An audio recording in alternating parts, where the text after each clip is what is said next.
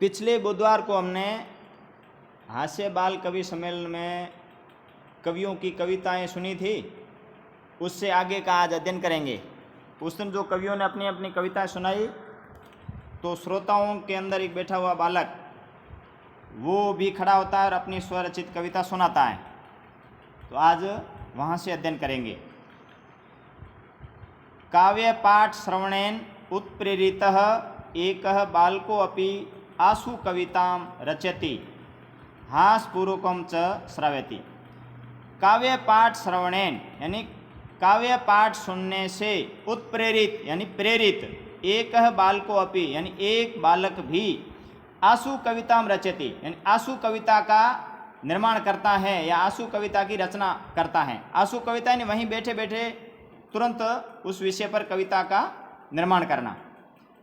और हास्यपूर्वकं च श्रावयति और हास्यपूर्वक वो सुनाता है। बालक बोलता है श्रूयताम श्रूयताम भो, अरे श्रोताओं सुनिए सुनिए। श्रूयताम का अर्थ है सुनिए, भो यानी हे श्रोताओं सुनिए सुनिए। मम अपि काव्यम, मेरा भी काव्य अर्थात मेरा भी काव्य सुनिए। तो बोलता है गजाधरम कवि चैव तुंदिलम भोज्य लोलुपम कालांतकम तथा वेद्यम चार्वाकम च नमाम्यहम्। वो कहता है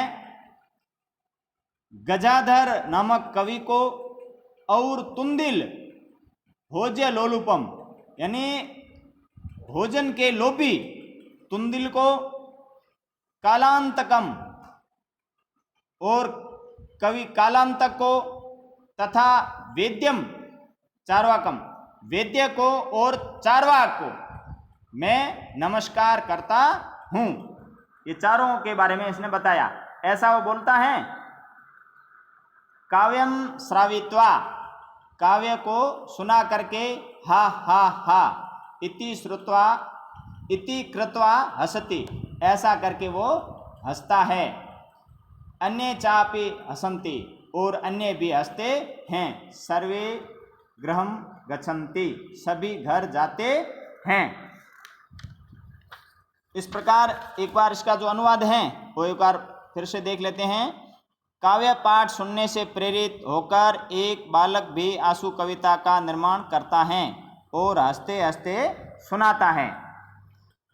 बालक बोलता है हे श्रोताओं सुनिए सुनिए, मेरा भी काव्य सुनिए। गजाधर जैसे कवि को और तुंदिल जैसे भोजन के लोभी को, कालांतक जैसे वेद्य को और चार्वाक को मैं नमस्कार करता हूँ। काव्य सुनाकर हा हा हा हा ऐसा करके वो हंसता है और अन्य भी हंसते हैं, सभी घर जाते हैं। इस अनुवाद को अपनी कॉपी में ठीक से उतार लेना। अब हम अभ्यास प्रश्न करेंगे। पहला जो प्रश्न है उच्चारणम कुरुतः, ये ठीक से उच्चारण करना है और अपनी कॉपी में भी लिखना है। ऊपरी, अधः, उच्चई, नीचई, बहि, अलम, कदापि, अंतः, पुनः, कुत्र, कदा, एकदा। प्रश्न क्रमांक 2 मंजूषात अव्यय पदानि चित्वा वाक्यानि पूरयत। ये मंजूषा में अव्यय पद दे रखे हैं, उनको चुन करके रिक्त स्थान भरने हैं। तो पहला है वृक्षस्य उपरि खगा वसन्ति, अलम विवादेन, वर्षा काले गृहात् बहि मा गच्छ, मंचस्य अधः श्रोतारः उपविष्टाः सन्ति, छात्राः विद्यालयस्य अन्तः प्रविशन्ति। प्रश्न क्रमांक 3 इसमें अशुद्धम पदम चिन्हुतः, इसमें जो अशुद्ध पद है उनको चुनना है। 4 पद दे रखे हैं, अशुद्ध को चुनना है। जैसे पहला वाक्य है गमन्ति, यच्छन्ति, पृच्छन्ति, धावन्ति। इसमें जो अशुद्ध है वो है गमन्ति, जबकि इसका वास्तविक रूप आता है वो इधर मैंने साइड में लिख रखा शुद्ध तो गच्छति होना चाहिए, जबकि इसमें गमन्ति आया है इसलिए गमन्ति वो गलत है। ऐसे दूसरा जो है ख, इसमें रामेण, ग्रहेण, श्रपेण, गजेण। इसमें जो गजेण शब्द है ये गलत है। सही इसका होता है गजेन। आपको आगे मैंने जो इसमें छांट करके लिखना है, आगे गजेन लिखा, ये शब्द गलत है।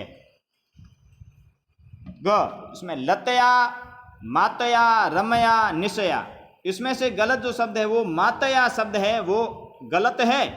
जबकि इसका शुद्ध रूप जो आना चाहिए, मातया की जगह मात्रा आना चाहिए। मातृ शब्द का तीसरी विभक्ति का एक वचन मात्रा है। घ लते, रमे, माते, प्रिय, इसमें जो अशुद्ध शब्द है वो माते शब्द है, वो अशुद्ध है।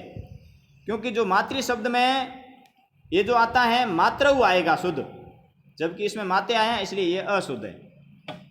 ड़ लिखती, गर्जती, फलती, सेवती, इसमें जो अशुद्ध है वो सेवती अशुद्ध है।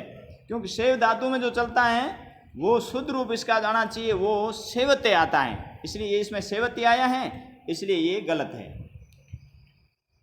प्रश्न क्रमांक 4, मंजूषात समानार्थ पदानी चित्वा लिखत।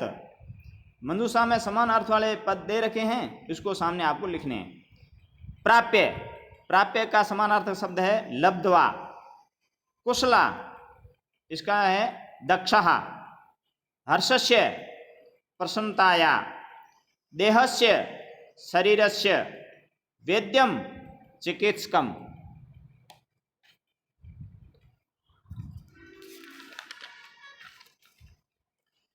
प्रश्न क्रमांक 5, अधोलिखितानां प्रश्नानां उत्तराणि एक पदेन लिखत। सामने मैंने उत्तर लिख रखे हैं पेन से, प्रश्न दिया हुआ है, एक पद में आपको उत्तर देने हैं। पहला प्रश्न है मंचे कति बाल कवय उपविष्टाः सन्ति। उत्तर है इसका चत्वारः। के कोलाहलं कुर्वन्ति, इसका उत्तर है श्रोतारः। गजाधर कम उद्देश्य काव्यम प्रस्तौति, इसका उत्तर है आधुनिकम वेद्यम। घ तुंदिलः कस्य उपरि हस्तम आवृत्यति। तुंदस्य।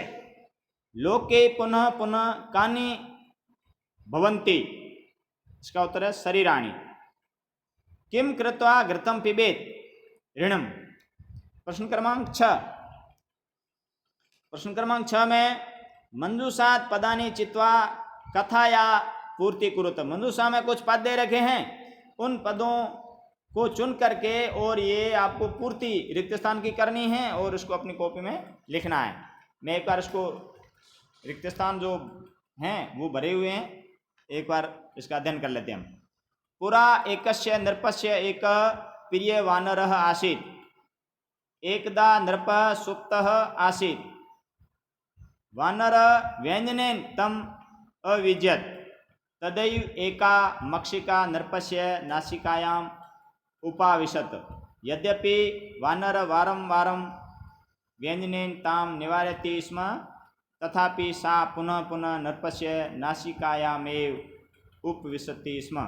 अन्ते स मक्षिकां हन्तुं खड्गेन प्रहारम् अकरोत्। मक्षिका तो उड्य दूरं गता, किन्तु खड्ग प्रहारेण नृपस्य नासिका छिन्ना अभवत्। अतः एवोच्यते मूर्ख जने सह मित्रता नोचिता।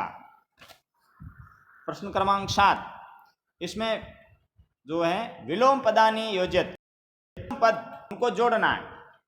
इधर सामने दे रखे हैं अधः, अंतः, दुर्बुद्धे, उच्चे, दुर्लभम। इसमें सामने ये जो मैंने घेरा कर रखा है इसके अंदर शब्द दिए हैं, इन्हीं में से आपको चुन करके और सामने लिखने हैं। तो अधः इसका अर्थ होता है नीचे, तो इसका विलोम होगा वो है